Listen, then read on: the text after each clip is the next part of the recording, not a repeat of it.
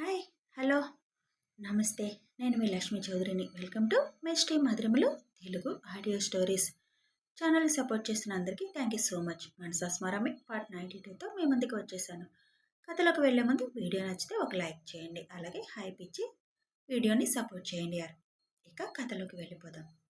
వాళ్ళ నాన్న కూడా చూసేశారని తెలిసేసరికి అవనికి సిగ్గుగా అనిపిస్తుంది.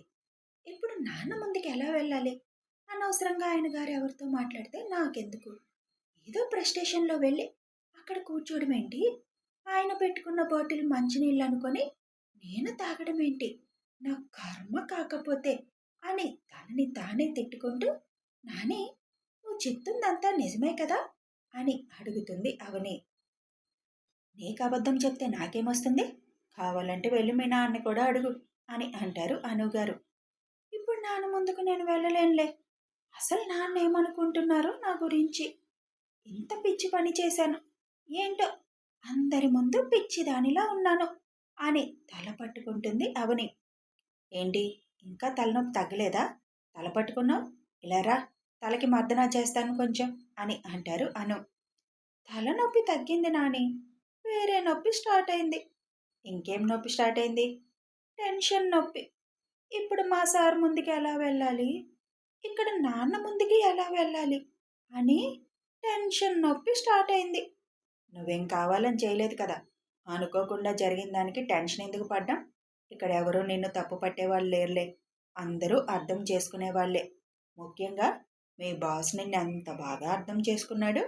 నాకైతే బాగా నచ్చేశాడు మీ బాస్. ఎంత ఓర్పు, ఎంత విధేయత, ఎంత మంచితనం ఉన్నాయి తనలో. డబ్బుందన్న గర్వం కానీ అహంకారం కానీ మచ్చుకైనా కనిపించదు అతనిలో. అతను ఒక్కడే కాదులే, ఆ కుటుంబం మొత్తం అలాగే ఉంటుంది. నీకు నచ్చితే చెప్పవని, ఆ అబ్బాయితో పెళ్లి ఫిక్స్ చేస్తాం అని అంటారు అను. ఇంకాపు, మాట్లాడితే పెళ్ళి పెళ్ళి పెళ్ళి. మంచోళ్ళైతే పెళ్లి చేసుకోవాలా? వాళ్ళ అంతస్తు ఎక్కడ, మన అంతస్తు ఎక్కడ? కొద్దిగా అయినా ఆలోచన ఉందా? మాట్లాడుతుందంట, మాట్లాడుతుంది అని అంటూ, అలాంటి ఆలోచనలు ఏమైనా ఉంటే ఆ బుర్రలో నుంచి తీసేయ్ అని అంటుంది అవని. నీకసలు అభి చెప్పిందే కరెక్ట్, నువ్వు మామూలుగా లొంగే రకానికి కాదు అని అనుకొని, లోకంలో సమస్యలు ఉన్న వాళ్ళందరూ నీలాగా పెళ్ళిళ్ళు చేసుకోకూడదు అనుకుంటే జీవితంలో ఎవరికి పెళ్ళిళ్ళు కావు. సమస్యలు లేని వారంటూ లేరు.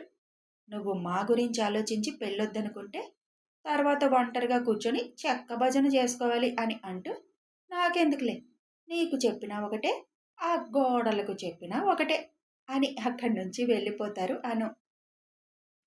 బాగా చిరాకుగా ఉండడంతో బెడ్ మీద వాలుతుంది అవని. తలంతా భారం.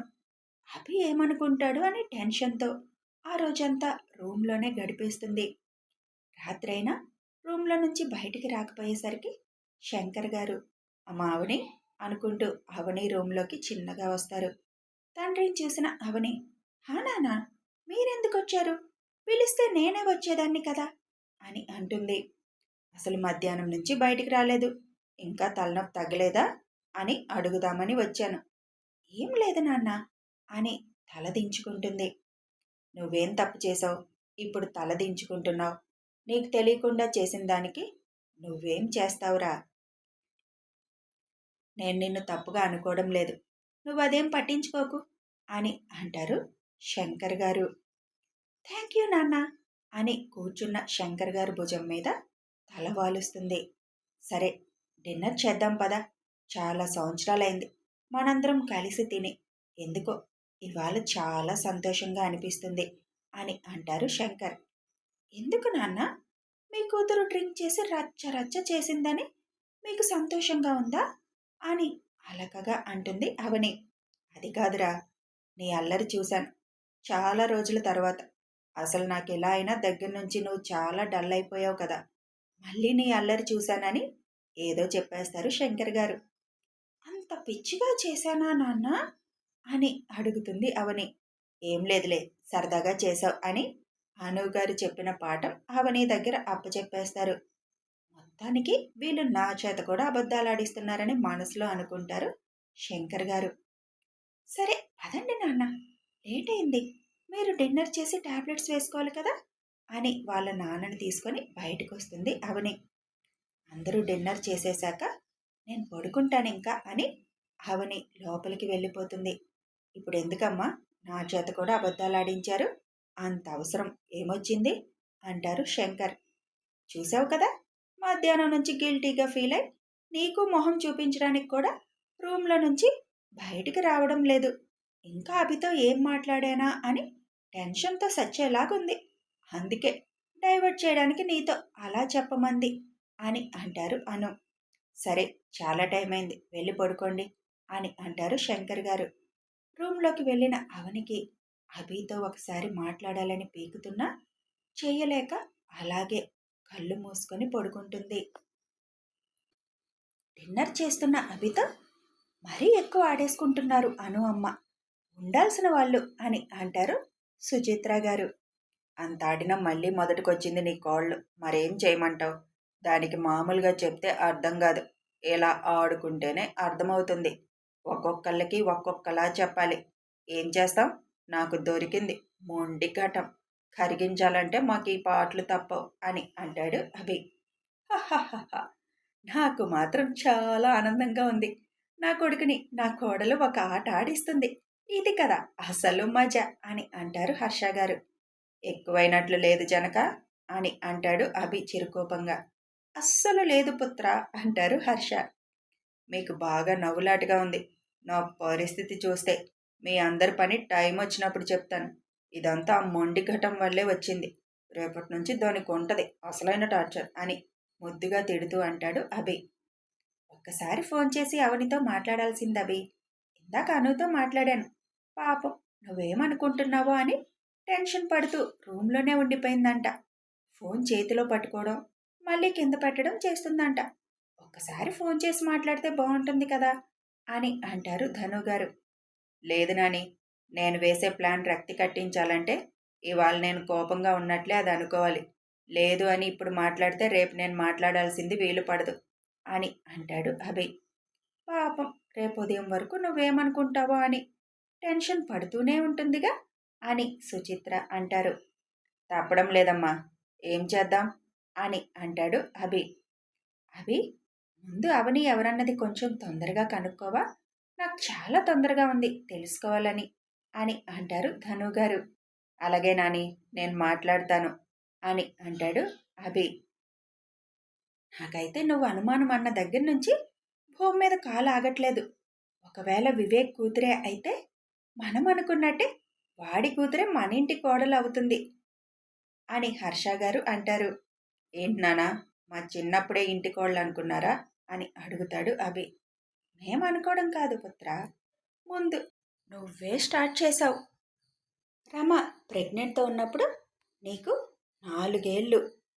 తన పొట్ట మీద చేయి వేసి లోపలున్న పాప నాది, నేనెవరికి ఇవ్వను అని అనేవాడివి. అప్పుడు రమ పొంగిపోతూ నా కూతుర్ని పెళ్లి చేసుకుంటావా అని అడిగింది నిన్ను. చేసుకుంటాను పెద్దయ్యాక. ఆ పాపను నేను ఎవ్వరికీ ఇవ్వను, నా పాప అని ముద్దు ముద్దుగా చెప్పావు అని అంటారు హర్ష.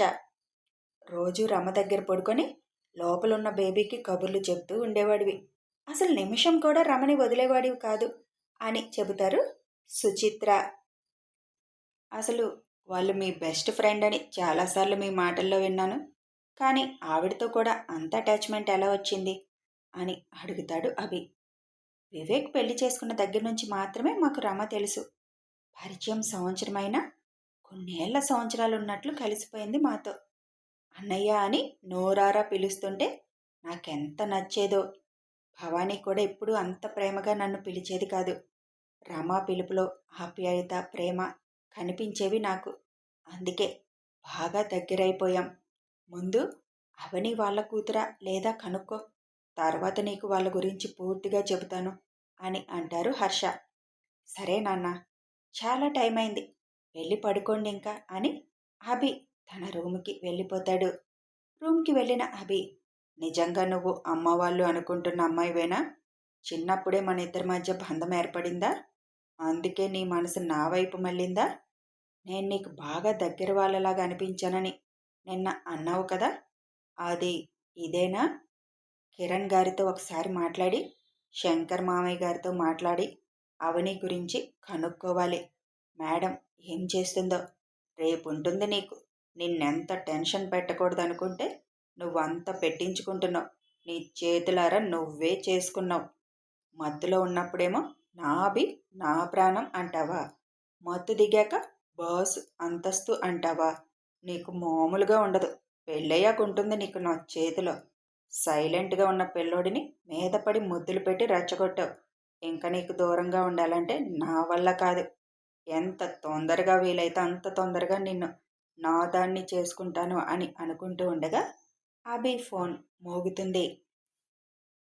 ఫోన్ చూసిన అభి రవి ఈ టైంలో ఎందుకు చేస్తున్నాడు అని ఫోన్ ఎత్తుతాడు. ఫోన్ లిఫ్ట్ చేసిన అభి ఏంట్రా ఈ టైంలో ఫోన్ చేసావు, ఏదైనా ఇంపార్టెంట్ విషయమా అని అడుగుతాడు.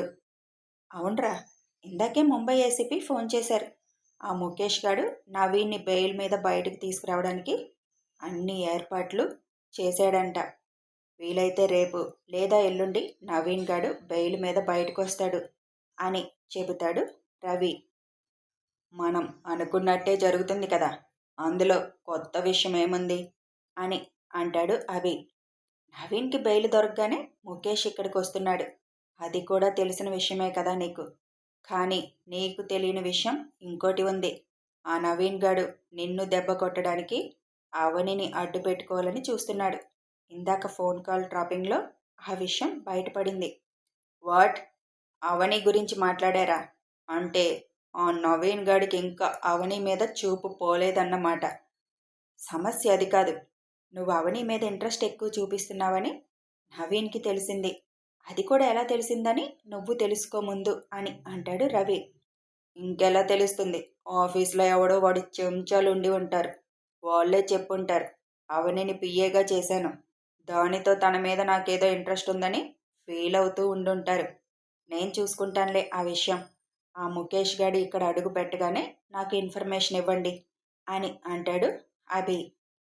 అలాగే కానీ అవని విషయంలో కొద్దిగా జాగ్రత్తగా ఉండు. వీలైనంత వరకు ఆ ముఖేష్ ఇక్కడికి వచ్చాక తనను ఒంటరిగా ఎక్కడికి వెళ్ళనివ్వకు అని చెబుతాడు రవి. అలాగే, నేను చూసుకుంటాను అని అంటాడు అభి. ఓకే బాయ్, అది చెప్దామనే ఫోన్ చేశాను అని అంటాడు రవి. సరే రవి, నువ్వు మాత్రం ఆ నవీన్ని ముఖేష్ మనుషుల్ని ఒక్క క్షణం కూడా మిస్ అవ్వకుండా ఫాలో చేయి అని చెప్పి ఫోన్ కట్ చేస్తాడు అభి. ఈ ముఖేష్ గాడు నవీన్ గాడిది చాప్టర్ తొందరగా క్లోజ్ చేసి మా మేడంని పెళ్లి చేసుకునే పనులు షురూ చేయాలి అని అనుకుంటూ పడుకుంటాడు అభి. ఉదయాన్నే ఆఫీస్కి రెడీ అవుతూ ఆలోచిస్తూ ఉంటుంది అవని. ఇప్పుడు అభి సార్ ముందుకి ఎలా వెళ్ళాలి, అసలు ఆయన ఏమనుకుంటున్నారో అనుకుంటూ అన్యమనస్కంగానే రెడీ అవుతుంది. ఏదైనా తప్పదు కదా, ఫేస్ చేయాలి అనుకొని మా ఆఫీస్కి వెళ్ళొస్తాను అని చెప్పి స్టార్ట్ అవుతుంది. టిఫిన్ చేసి వెళ్ళు అని అంటారు పార్వతి. ఆకలిగా లేదమ్మా, అక్కడ ఏమైనా తినేస్తానులే అని అంటుంది అవని. అదేం కుదరదు, నోరు మూసుకొని కూర్చొని తిను అని పార్వతి గారు కసిరి టిఫిన్ తినిపిస్తారు. వద్దంటే వినవు కదా, ఇంక చాలే అని 2 ఇడ్లీలు తిని లేస్తుంది. ఇంక బలవంతం చేసినా తినదులే అని ఊరుకుంటారు పార్వతి. సరే నేను వెళ్ళొస్తాను అని కారు రావడంతో ఆఫీస్కి బయలుదేరుతుంది అవని. రాత్రి రవి చెప్పింది విన్నాక రిస్క్ తీసుకోవడం అనవసరమని సెక్యూరిటీని పెంచి అవనికి కొద్దిగా దూరంలో ఫాలో అవ్వమంటాడు అభి. అవని కారు ఆఫీస్ పోర్టికోలోకి ఎంటర్ అయ్యేసరికి అవని గుండె 100 దాటి కొట్టుకుంటుంది. కథ కొనసాగుతుంది. ఈ పాప గుండె కొట్టుకుంటూనే ఉంటుంది. ఇక అభి ఇప్పుడు ఏం చెప్తాడో, అది విని అవని ఎలా రియాక్ట్ అవుతుందో తెలుసుకోవాలంటే కథని ఫాలో అయిపోండి. వీడియో నచ్చితే ఒక లైక్ చేయండి, షేర్ చేయండి, కామెంట్స్ రూపంలో మీ అభిప్రాయాలు తెలపండి. సబ్స్క్రైబ్ చేసుకొని ఛానల్ని సపోర్ట్ చేయండి. Thanks for watching.